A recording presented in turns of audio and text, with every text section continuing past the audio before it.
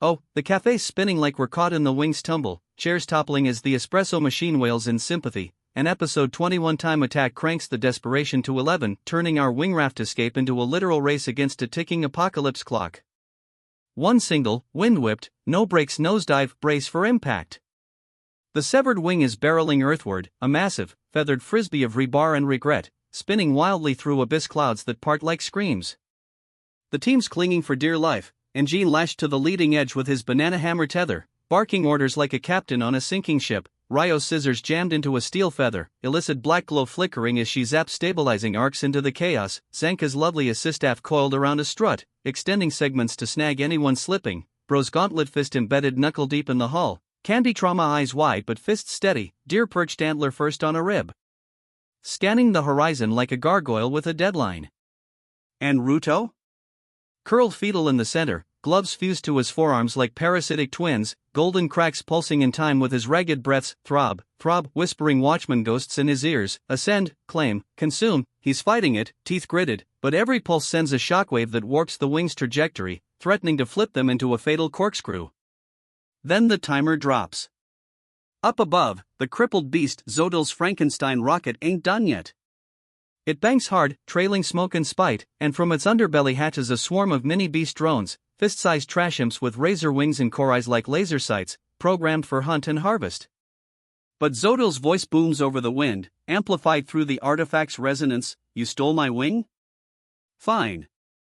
But the mark's got a half-life, 10 minutes till it ignites in your blood and turns you to ash from the inside.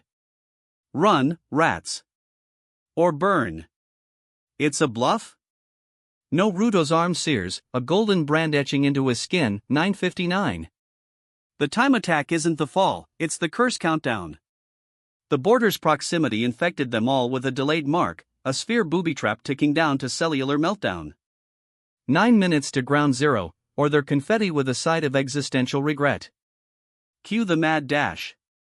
And Gene clocks the math: 5 to stabilize, 3 to steer, 1 to pray. And they improvise. Ryo overloads her scissors for a propulsion burst, illicit energy arcing into the wing's vital core to force a glide path, but it backfires. The wing groans, mutating under the strain, feathers elongating into barbed tendrils that lash out like it's alive and pissed. Zanka drills through a drone cluster with his staff whip, pink neon trails carving kill zones, but one imp latches onto Bro's back, burrowing toward his spine. Bro roars, smashing it flat but cracking his own rib in the process. Deer leaps into the swarm, antlers impaling 3 at once, turning midair into a blender of sparks and sludge. Rudo snaps awake mid-seizure, gloves hijacking his rage. He slams palms to the wing's surface, forging trash armor on the fly. Debris sucked in, reshaping into shields and spikes that bat drones like flies. But the possession's costing him. Blood trickles from his nose, watchman whispers turning to screams. You're mine now. Studio Bones goes supernova, the descent's a Vertigo masterpiece, camera tumbling with the wing and seamless 180 degrees rolls, clouds streaking like comet tails while the timer overlays pulse in glitchy gold. 08:42. 8:41, drone explosions bloom and hyper-detailed fireballs, shrapnel pinging off improvised barriers with metallic twang. Colors shift from storm gray freefall to feverish reds as the mark brands ignite on skin. Ryo's arm, Zanka's neck, all ticking in sync. Sound? A relentless tick-tock heartbeat under wing creaks and wind howls, crescendoing into a distorted alarm as the 1-minute mark hits.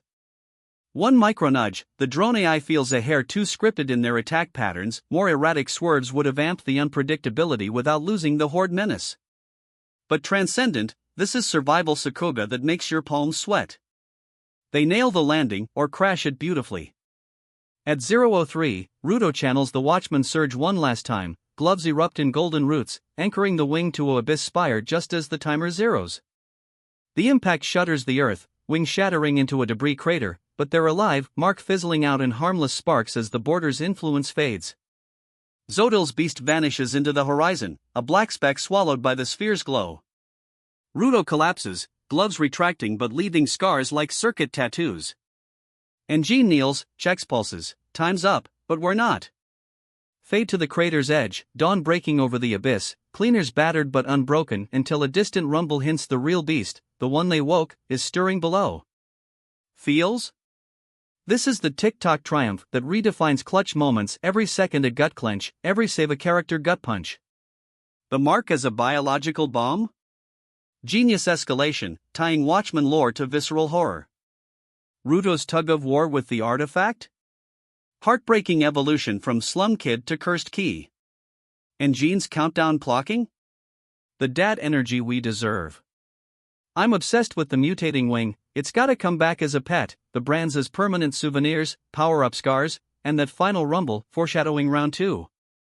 Crossing fingers for next EP. Zodal retaliating with a ground invasion. Rudo unlocking controlled Watchman bursts, trash summoning? A quiet beat where bro shares actual candy, no betrayals. Gachiakuta just weaponized time itself and won the round. Episode 22, I need fallout therapy and the janitor crashing the crater party with a stopwatch. My watch stopped. Send adrenaline.